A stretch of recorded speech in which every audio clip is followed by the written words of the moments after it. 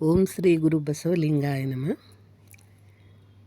ಇಂದು ವಚನ ಪ್ರಸಾದದಲ್ಲಿ ನಿಜ ಶರಣ ಅಂಬಿಗರ ಚೌಡಯ್ಯನವರು.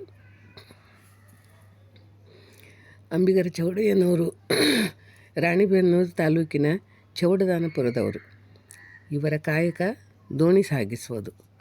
ಅನುಭವ ಮಂಟಪದ ದಿಟ್ಟ ಮತ್ತು ನಿಷ್ಠುರವಾದಿ ಶರಣರಾಗಿದ್ದರು. ಇವರು ರಚಿಸಿದ ವಚನಗಳು 300. ಅವುಗಳು ಕಠೋರ, ವಜ್ರಕ್ಕಿಂತಲೂ ಕಠೋರ. ಆದರೂ ಅವುಗಳು ನಮ್ಮೆಲ್ಲರ ದಾರಿಯ ದೀಪ. ಒಂದೊಂದು ವಾಕ್ಯದಲ್ಲಿ ಅರ್ಥ ತುಂಬಿದೆ, ತಿಳಿದರೆ ಮಾತ್ರ.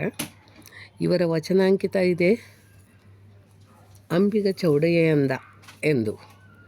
ಇವರು ಸಮಾಜ ಸೇವೆಯನ್ನು ಅತಿ ಭಕ್ತಿಯಿಂದ ಮಾಡುತ್ತಿದ್ದರು. ಏಕದೇವ ಉಪಾಸನೆಯಲ್ಲಿ ಅಭಿರುಚಿ ಉಳ್ಳವರಾಗಿದ್ದರು. ಇವರದೇ ಆದ ಒಂದು ವಚನವನ್ನು ನಾನು ಹೇಳ್ತಾ ಇದ್ದೇನೆ.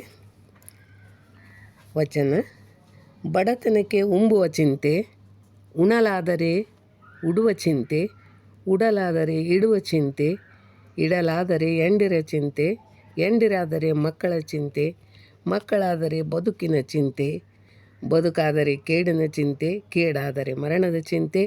ಇಂತಿ ಹಲವು ಚಿಂತೆಯಲ್ಲಿ ಇಪ್ಪವರ ಕಂಡೆನು, ಶಿವನ ಚಿಂತೆಯಲ್ಲಿ ಇದ್ದವರನ್ನು ಒಬ್ಬರನ್ನು ಕಾಣೆನೆಂದಾತ ನಮ್ಮ ಅಂಬಿಗರ ಚೌಡಯ್ಯ. ನಿಜ ಶರಣನು, ನಿಜ ಶರಣನು. ಶರಣು ಶರಣಾರ್ಥಿಗಳು. So hope you like this video. So like this video and subscribe our channel for regular videos update. Thanks for watching. Sharan Sharanarthi.